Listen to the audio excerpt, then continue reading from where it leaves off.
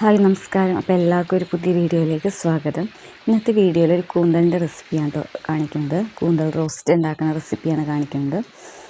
നമുക്ക് വീഡിയോയിലേക്ക് പോകാം. അതിന് മുമ്പ് ആദ്യമായിട്ടാണ് വീഡിയോ കാണുന്നുണ്ടെങ്കിൽ ഇഷ്ടമാകുന്നുണ്ടെങ്കിൽ ഒന്ന് ലൈക്കും സബ്സ്ക്രൈബും കമൻറ്റൊക്കെ ചെയ്യാം കേട്ടോ. അപ്പോൾ ഉച്ചക്കത്തേക്കാണ് ഞാൻ കൂന്തൽ റോസ്റ്റ് ഉണ്ടാക്കിയത്. അപ്പോൾ തക്കാളിയൊന്നും ഇല്ലാണ്ടാണ് കേട്ടോ ഞാൻ ഉണ്ടാക്കുന്നത്. സവാളയും പച്ചമുളക് ഇഞ്ചി വെളുത്തുള്ളി മാത്രം ഉപയോഗിച്ചിട്ടാണ് കൂന്തൽ റോസ്റ്റ് ഞാൻ ഉണ്ടാക്കുന്നത്. അപ്പോൾ രാവിലെ ചായയുടെ ഒപ്പം പുട്ടും കടലയായിരുന്നു കേട്ടോ. അപ്പോൾ കടല കുറച്ച് കൂടുതലാണ് ഉണ്ടാക്കിയത്. അപ്പോൾ നമുക്ക് ഉച്ചയ്ക്ക് ചോറിൻ്റെ ഒപ്പം ആണെങ്കിലും നമുക്ക് ഉപയോഗിക്കാമല്ലോ. അപ്പോൾ കൂന്തൽ റോസ്റ്റ് മാത്രമാണ് ഞാൻ ഉണ്ടാക്കിയത് ഉച്ചക്കത്തേക്ക്. പിന്നെ രാവിലെയുള്ള കടല ഉണ്ടായിരുന്നു കേട്ടോ. അപ്പോൾ കുറച്ചാണ് ഞാൻ കൂന്തൽ എടുത്തേക്കുന്നത് കൂന്തൽ റോസ്റ്റ് ചെയ്യാനായിട്ട്. കുറച്ച് ഞാൻ കൂന്തലിൻ്റെ ഫ്രൈ ചെയ്യാനായിട്ട് മാറ്റി വെച്ചിട്ടുണ്ട് കേട്ടോ. അപ്പോൾ നമുക്ക് റോസ്റ്റ് ചെയ്യാനുള്ള കൂന്തൽ എന്തോരം എടുത്തേക്കണമെന്ന് നോക്കാം. അപ്പോൾ ഞാൻ ഇത്രയും കൂന്തലാണ് ഞാൻ റോസ്റ്റ് ചെയ്യാൻ വേണ്ടി എടുത്തേക്കുന്നത്. ഈ ഒരു വലിപ്പത്തിലെ കൂന്തലാണ് എടുത്തേക്കുന്നത്. ഇത് നന്നായിട്ട് ക്ലീൻ ചെയ്തെടുത്തിട്ടുണ്ട് കേട്ടോ. ഉള്ളിൽ ഒരു കറുത്ത ഇതേപോലെയൊക്കെ ഉണ്ടാവുമല്ലോ, അതെല്ലാം കളഞ്ഞ് നല്ലോണം കളയാം കേട്ടോ. അതൊക്കെ കളഞ്ഞ് ക്ലീൻ ചെയ്തെടുത്തിട്ടുണ്ട്.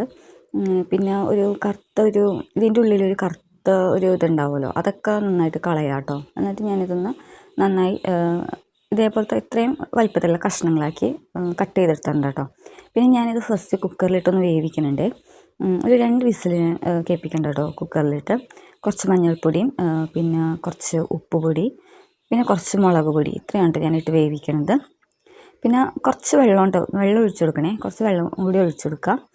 എന്നിട്ട് 2 വിസിൽ കേൾപ്പിക്കാം കേട്ടോ. ഇനി നമുക്ക് വേണ്ടത് മസാല തയ്യാറാക്കാൻ സവാള പച്ചമുളക് ഇഞ്ചി വെളുത്തുള്ളി പിന്നെ കറിവേപ്പില കേട്ടോ. ഇപ്പോൾ ചട്ടി വെച്ച് ചൂടായി കഴിഞ്ഞപ്പോഴേക്കും ഇഞ്ചി വെളുത്തുള്ളി കറിവേപ്പിലൊക്കെ ഇട്ട് കൊടുത്തിട്ടുണ്ട്. പിന്നെ നമ്മൾ നന്നാക്കി വെച്ച സവാള ഇട്ട് കൊടുത്തിട്ടുണ്ട്. പച്ചമുളക് കറിവേപ്പില ഇതെല്ലാം ഇട്ട് കൊടുക്കുക കേട്ടോ. എന്നതിന് ശേഷം നന്നായിട്ട് വാട്ടിയെടുക്കുക. സവാള നന്നായിട്ട് വാട്ടിയെടുക്കുക കേട്ടോ. സവാളയൊക്കെ വാട്ടിക്കഴിഞ്ഞതിന് ശേഷം നമുക്കിതിൽ മസാലപ്പൊടികളൊക്കെ ചേർക്കാം. ഇപ്പോൾ നല്ലോണം ഒരു കളറൊക്കെ മാറിയൊരു ബ്രൗൺ കളറായിട്ട് വന്നിട്ടുണ്ടല്ലോ. ഈ ഒരു പരുവത്തിൽ നമുക്ക് ഇത് വാട്ടിയെടുക്കാം കേട്ടോ. അതിനുശേഷം ഇതിൽ മസാലപ്പൊടികളായിട്ടുള്ളത് നമുക്ക് ഉപ്പിട്ട് കൊടുക്കാം. പിന്നെ മഞ്ഞൾപ്പൊടി ഇട്ട് കൊടുക്കാം.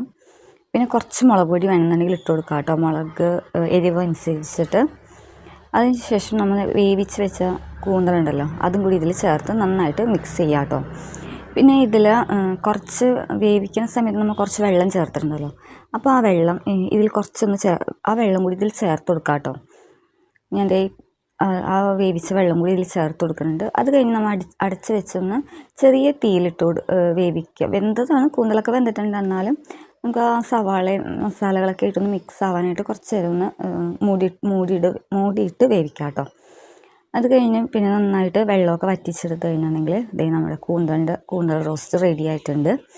അപ്പം തക്കാളിയൊന്നും ഇല്ലാണ്ട് ഉണ്ടാക്കിയതാണ് കേട്ടോ. കുഴപ്പമൊന്നും ഉണ്ടായിരുന്നില്ല, നല്ല ടേസ്റ്റ് ഉണ്ടായിരുന്നു കേട്ടോ. അപ്പം തക്കാളിയൊന്നും ഇല്ലെങ്കിൽ ഇതേപോലെ നമുക്ക് ഉണ്ടാക്കി നോക്കാം കേട്ടോ. പിന്നെ കൂന്തലിൻ്റെ ഒപ്പം ഞാൻ കുറച്ച് കുഞ്ഞയില ഉണ്ടായിരുന്നു കേട്ടോ. കുഞ്ഞെന്ന് വെച്ചാൽ തീരെ ചെറിയൊരു അയിലായിരുന്നു കേട്ടോ കിട്ടിയത്. അപ്പോൾ ഞാനത് മുളകിട്ട് വെച്ചിട്ടുണ്ടായിരുന്നു കേട്ടോ. അപ്പോൾ കൂന്തൽ റോസ്റ്റും പിന്നെ അയില മുളകിട്ടതായിരുന്നു ഒന്ന് ഉച്ചക്കത്തേക്ക്. പിന്നെ മോൻ ഇതൊന്നും കഴിക്കാത്തതാണ്. അവനിക്ക് കുറച്ച് കാടമുട്ട ഉണ്ടല്ലോ, അതൊന്ന് റോസ്റ്റ് പോലെ ചെയ്യുന്നുണ്ട് കേട്ടോ. അപ്പോൾ ഒരു 4 കാടമുട്ട എടുത്തിട്ടുണ്ട്.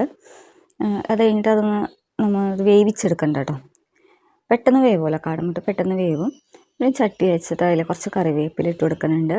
അതേപോലെ തന്നെ നമ്മൾ ഈ വേവിച്ച കാടമുട്ട ഉണ്ടല്ലോ അത് തൊലിയൊക്കെ കളഞ്ഞെടുക്കുക.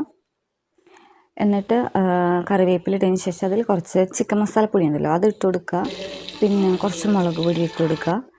പിന്നെ കുറച്ച് ഉപ്പിട്ട് കൊടുക്കുക.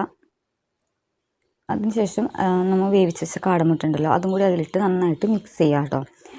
അതിനുശേഷം കുറച്ച് സവാളയും കൂടി ചെറുതാക്കി അരിഞ്ഞിട്ട് അതിൻ്റെ മേലിട്ട് കൊടുത്തിട്ട് നന്നായിട്ടൊന്ന് വാട്ടിയെടുക്കാം. അപ്പോൾ ഇത്രയേ ഉള്ളൂ കേട്ടോ വീഡിയോ ഇഷ്ടമെന്ന് വിചാരിക്കുന്നു. ഇഷ്ടമായിരുന്നെങ്കിൽ ലൈക്ക് ചെയ്യാം കേട്ടോ. ആദ്യം പറഞ്ഞ പോലെ തന്നെ സബ്സ്ക്രൈബ് ചെയ്ത് സപ്പോർട്ട് ചെയ്യാം കേട്ടോ.